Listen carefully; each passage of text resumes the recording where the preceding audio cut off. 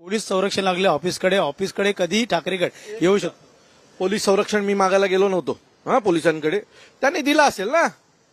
आणि परंपरा आहे ना, अनेक वेळेला तुमच्या नेत्यांवर ज्यावेळेला आम्ही म्हटलं होतं त्यांच्या घरांना पण पोलीस संरक्षण दिलं होतं. मग त्यावेळेला आम्ही बोललो का फाटली. तर मला असं वाटतंय की तुम्हाला जे करायचं ते करा. तुम्ही माझं एक ऑफिस फोडाल, मी तुमचे 4 ऑफिस फोडीन. तुम्ही माझे 4 ऑफिस फोडा, मी तुमचे 10 ऑफिस फोडीन. सिलसिला सुरू रहेगा. तुम्ही माझ्या एका पदाधिकाऱ्याला मारलात, मी तुमच्या 4 पदाधिकाऱ्यांना मारीन. सोडणार नाही, उत्तर तर देणार.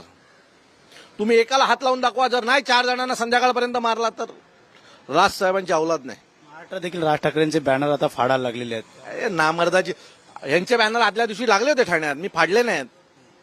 आदल्या दिवशी रात्रीचे बॅनर लागले होते. मी बोललो आपण मर्दांचं काम करू, छक्क्यांचं काम करायचं नाही. तर आदल्या दिवशीच रात्रीचे खूप सारे बॅनर होते मला फाडायला. आम्ही मर्दांचं काम केलं. आता ही बाळासाहेबांनंतर ही उरलेली छक्क्यांची सेना आहे हो, हिरवी सेना आहे. हे काय आम्हाला चॅलेंज करणार, हे बॅनरच फाडणार. मर्द असाल तर या आमच्या समोर, वाट बघतोय तुमच्या सगळ्यांची.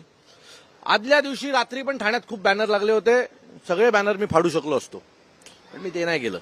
मी बातमीसाठी नाही केलं, मला उत्तर द्यायचं होतं, मी उत्तर दिलं. हे करते छक्के आहेत, बॅनरच फाडणार, दुसरं काय नाही. विचारण देखील तुम्हाला जशास तसं उत्तर देणार असं राजन विचारे साहेबांना मी सांगीन, मला जशाच तसं उत्तर द्यायचं असेल तर वेलकम आहे. ते जेव्हा बोलतील तेव्हा त्यांनी मला उत्तर द्यावं, पण पुढचा रिॲक्ट येणारच.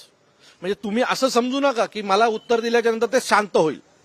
तुम्ही उत्तर दिलं, माझं पण उत्तर येणार. विचारे साहेबांना विनंती आहे की माझ्या नादाला लागू नका.